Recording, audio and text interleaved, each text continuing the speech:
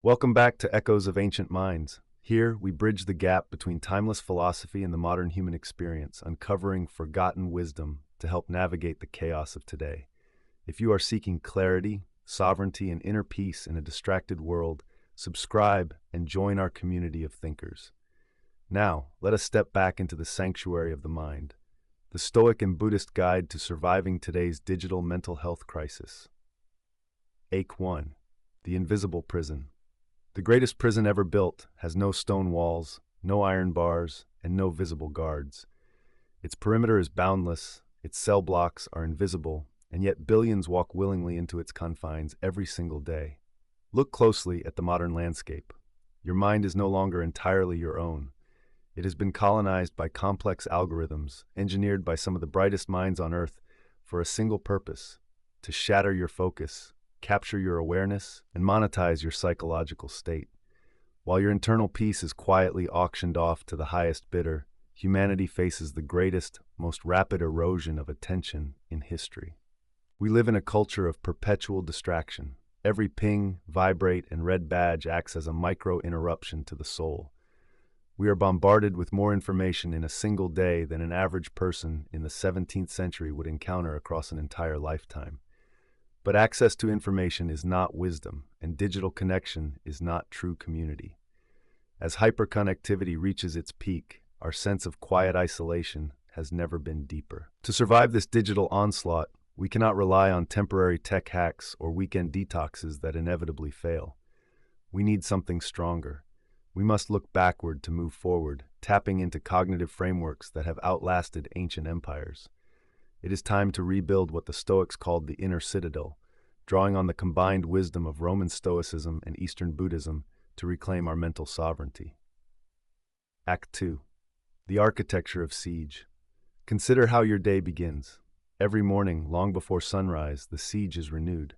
Before your conscious mind fully awakens to a new day, your hand moves on pure instinct, reaching across the table toward the cold, glowing glass of a smartphone.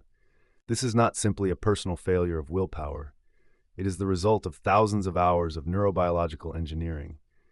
Modern tech architectures exploit millions of years of human evolution, hijacking our innate desire for social connection, novelty, and safety, turning deep biological drives into continuous psychological fragmentation. In the 2nd century, Roman Emperor Marcus Aurelius wrote extensively about the concept of the inner citadel, a fortress inside the human mind. He believed that no external circumstance, chaotic event, or hostile force could ever breach this fortress unless the individual opened the gates from within. The mind, when guarded by reason and self-awareness, remains an impregnable stronghold of tranquility. Yet today, we throw those gates wide open. We invite chaos, outrage, curated lives, and targeted advertisements directly into the sanctuary of our thoughts. We trade the quiet dignity of our inner lives for the cheap, fleeting currency of digital validation. The fortress is compromised not by force, but by our own conditioned hand. Act 3. The Anatomy of Desire. To understand why we remain trapped, we must examine why we reach for the device in the first place. Why do we compulsively check notifications, scroll feeds, and refresh screens when we know it rarely brings meaningful joy? Over 2,500 years ago, sitting beneath the Bodhi tree, Siddhartha Gautama, the Buddha, deconstructed human suffering. He identified the primary driver of mental unrest as Taṇhā, a Pali word translating to thirst or unquenchable craving. Taṇhā is the restless feeling that this present moment is somehow insufficient. It is the itch demanding to be scratched, the friction of being unable to sit quietly in a room with oneself. The modern attention economy is the most sophisticated delivery mechanism for Taṇhā ever constructed. Every infinite scroll feed is engineered as a variable reward system, the same mechanism that makes slot machines addictive. You swipe down not knowing if you will find something interesting or mundane. That uncertainty releases a spike of dopamine, conditioning you to swipe again and again. The Buddha called the result of this cycle dukkha, a persistent state of unsatisfactoriness or friction. The digital world keeps us in permanent micro-withdrawal. We are constantly thirsty, drinking seawater from a digital ocean, wondering why our thirst is never quenched, while growing more exhausted with every gulp. Act 4. bridging Stoic detachment and Buddhist mindfulness. So how do we break the loop? What happens when you combine the iron discipline of a Roman emperor with the profound clarity of the Buddha? You forge an unshakable strategy for modern psychological defense. The first line of defense is the Stoic dichotomy of control, articulated by Epictetus. He taught that all things fall into two categories: things within our control and things that are not. You cannot control algorithms, breaking news, or outrage culture. Trying to fight these external forces directly leads only to anxiety and helplessness. However, you retain absolute sovereignty over your choice of where to place attention, what to internalize, and how to react. Corporate data harvesting stops at the boundary of your choice, provided you maintain the guard at the gate. To strengthen this guard, Stoics practiced premeditatio malorum, the premeditation of evils. Applied digitally, this means consciously visualizing the mental fatigue and brain fog that follows mindless scrolling before you pick up the phone. By anticipating the negative outcome, you construct a powerful emotional buffer against temptation. While Stoicism provides the cognitive shield, Buddhism offers mindfulness to observe the impulse itself. We learn to observe the physical urge to reach for a device as a temporary sensation in the body, a tightness in the chest, or restlessness in the fingers. Instead of reacting instantly, we pause and watch the wave of craving rise, peak, and pass away on its own. 8.5. Reclaiming the sovereign mind. Reclaiming sovereignty does not mean retreating into total isolation. The Buddha rejected extreme asceticism, teaching instead the wisdom of the middle way, a balanced path between indulgence and denial.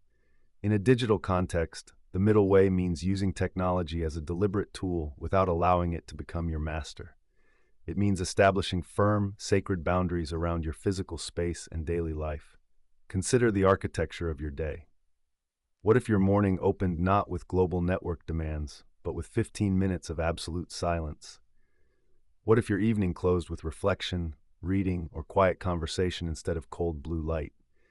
By doing this, you rebuild the drawbridge of your inner citadel, deciding exactly who and what is permitted entry. Attention is the fundamental raw material of human existence. Whatever you give attention to ultimately becomes your reality. If you surrender attention to chaos and constant stimulation, your internal life will mirror that chaos. But if you guard your attention, directing it towards silence, deep work, and self-reflection, your life regains its depth, weight, and clarity. Conclusion. We stand at a critical crossroads. The choice before us is not whether technology will advance, but whether human consciousness will remain intact alongside it. Will you continue letting your attention be harvested and sold to the highest bidder? Or will you take up the timeless tools forged by sages, emperors, and philosophers who mastered the human mind long before the first line of code was written? Integrate Stoic endurance with Buddhist presence. Practice radical silence in a world that cannot stop screaming. Recognize that the urge to look away from this moment is just a temporary wave, and that you possess the inner strength to stand firm as it passes. Step back from the noise. Look up from the screen in your hand. Take a deep breath, ground your feet in physical reality, and step into the sunlight. The inner citadel has not been destroyed. It is waiting for you to close the gates, step inside, and reclaim the sovereign territory of your own mind. Thank you for spending your valuable attention with us today on Echoes of Ancient Minds. If this exploration resonated with you, please leave a like, share this video, and subscribe for more deep dives into ancient wisdom for modern life. Until next time, guard your attention, breathe deeply, and stay sovereign.